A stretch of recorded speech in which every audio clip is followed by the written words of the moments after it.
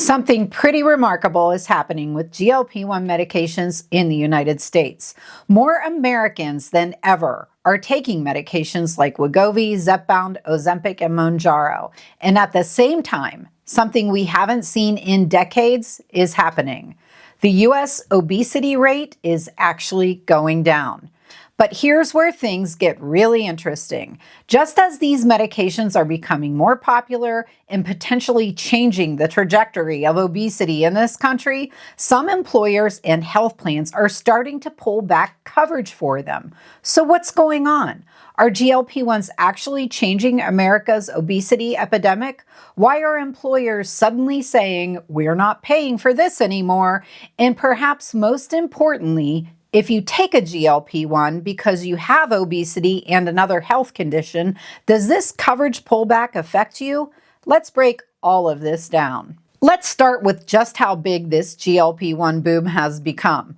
According to a July 2026 Gallup survey, 11% of U.S. adults currently report taking a GLP-1 medication for weight loss. That is up from just 3% in 2024. So in roughly 2 years, the percentage of American adults currently using these medications for weight loss has nearly quadrupled. And 15% say they've used the GLP-1 for weight loss at some point. That is a huge shift. Gallup surveyed more than 5,000 U.S. adults in late May and early June of this year. So we're talking about very recent data. And awareness has exploded too. About 91% of Americans say they now are aware that GLP-1 medications can be used for weight loss. So this isn't some niche treatment anymore. GLP-1 medications have gone completely mainstream. And there is a pretty obvious reason why. For many people, these medications work. They certainly have worked for me. Gallup found that roughly 3/4 of current users say their medication is either effective or extremely effective. And clinical trials have shown that some of these medications can produce substantial weight loss. So we're seeing something that hasn't really happened before at this scale. Millions of people are using medications to treat obesity, and they're actually losing significant amounts of weight. Now, here's the part that really caught my attention. For decades, the U.S. obesity rate kept moving in the wrong direction. According to Gallup, adult obesity rate reached a record high of 39.9% in 2022. But in 2026, Gallup puts the rate at 36.4%. That's a statistically meaningful decline. And here's what makes this especially interesting. The decline in obesity has been occurring as GLP-1 use has been increasing. Gallup describes the two trends as inversely tracking each other. In other words, GLP-1 use has gone up and the obesity rate has started to come down. Now, I want to make an important distinction here. This does not prove that GLP-1 medications are the reason that obesity rates are falling. There are a lot of factors that can affect population obesity rates, but the timing is certainly interesting. And it's one more reason that researchers are watching these medications so closely. We are potentially seeing the beginning of a major shift in how obesity is treated at a population level. And this shift is affecting more than just the number on the scale. There is another interesting trend happening in obesity treatment. A research letter published in JAMA Surgery looked at more than 11 million adults with overweight, obesity, or diabetes between 2022 and 2025. They found that GLP-1 prescriptions increased by about, sit down guys, 140% during the study period. At the same time, metabolic bariatric surgery utilization dropped by about 34%. That is a pretty dramatic change. And it makes sense when you think about it. For some people, a weekly injection or now potentially an oral medication may seem like much more of an appealing option to them than undergoing a major surgery. I mean, who wouldn't think that? But the researchers also made an important point. obesity is still undertreated. Their analysis found that only about 9.5% of the relevant population was receiving treatment with either a GLP-1 medication or metabolic bariatric surgery. So despite all of the headlines about the GLP-1 explosion, we're still nowhere near treating everyone who could potentially benefit. And this brings us to the really frustrating part in all this. You would think that if these medications are helping people lose weight and we're beginning to see obesity rates decline, employers would want to make them more accessible. But healthcare doesn't work quite that simply because these medications are expensive. And unlike short-term prescriptions, obesity treatment can involve long-term, potentially lifelong medication use. That means employers aren't just looking at the cost of treating one employee for a few months.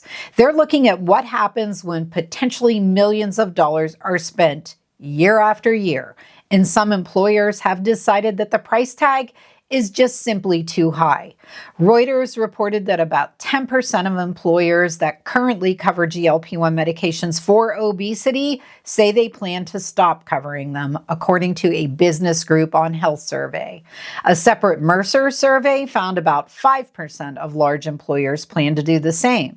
And we're already seeing some very high-profile examples of this. For example, Starbucks is ending coverage for GLP-1 medications when they're prescribed specifically for weight loss beginning in October 2026, while continuing that coverage for other indications such as diabetes.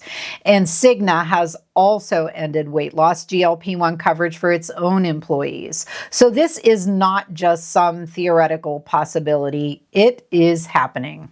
Now, if you're watching this and thinking, wait a minute, I take GLP-1 for obesity, but I also have high blood pressure or sleep apnea or cardiovascular disease. Does this mean I am automatically losing coverage? Not necessarily. And this is where the conversation gets a little bit confusing. Employer and insurance plans don't all have identical rules. Some plans may continue coverage when medication is being prescribed for a qualifying medical condition or an FDA-approved indication. For example, Massachusetts Group Insurance Commission changed its GLP-1 coverage beginning July 1st, 2026. Under that policy, coverage for obesity treatment ended for members without an FDA-approved comorbidity. But coverage continues for people using GLP-1 medications for diabetes and for members with a BMI of at least 27 who have an FDA-approved qualifying comorbidity. The state specifically lists examples such as cardiovascular disease, sleep apnea, and certain liver conditions. So having a qualifying medical condition can make a very important difference. But here's the part I really want you to understand. Don't assume that simply having that comorbidity automatically guarantees coverage under your particular employer plan. Your plan's rules matter. The medication's FDA-approved indications matter, and your doctor's diagnosis and the prior authorization requirements can matter. So if you're currently taking a GLP-1 and you've heard that your employer is dropping weight loss coverage, don't immediately assume that you're going to lose access. Check the actual benefit policy, talk to your doctor, and ask your insurance or pharmacy benefits manager exactly what indications remain covered. And honestly, this is where I think the bigger conversation needs to happen. We're at a really unusual moment in healthcare. On one hand, we are seeing some of the strongest evidence yet that medications can help people manage obesity. We're seeing GLP-1 use skyrocket, we're seeing obesity rates begin to decline, and we are seeing fewer people undergo bariatric surgery. And we're seeing new medications, including oral options, potentially making treatment even more accessible. But on the other hand, the very success of these medications is creating an enormous financial problem. The more people need them, the more employers potentially have to spend. And of course, that creates a very uncomfortable question. How do we make effective obesity treatment accessible without making healthcare costs completely unsustainable? Because telling millions of people this medication works for you, but your insurance no longer covers it, isn't exactly a solution. And at the same time, employers have to figure out how to pay for healthcare benefits without sending costs through the roof. There really aren't any easy answers here. So if you're currently taking a GLP-1, here's what I would do. First, don't panic because you saw a headline saying employers are dropping coverage. This is not happening to every employer or every insurance plan. Second, find out exactly what your plan is changing. Is it eliminating coverage completely? Is it eliminating coverage only when the medication is prescribed for weight loss? Are there new prior authorization requirements? And are there exceptions for FDA-approved medical conditions? And finally, if you have another health condition, such as type 2 diabetes, cardiovascular disease, sleep apnea, or another qualifying condition, ask your doctor and your insurance company whether that changes your coverage eligibility. Don't assume, get the answer directly from your plan. I think eventually we are going to look back at this period as a pretty significant turning point in the treatment of obesity. GLP-1 medications are changing the way we think about weight management. They're changing pharmaceutical companies, they're changing bariatric surgery, they're changing employer health benefits, and they're even changing the food and retail industries.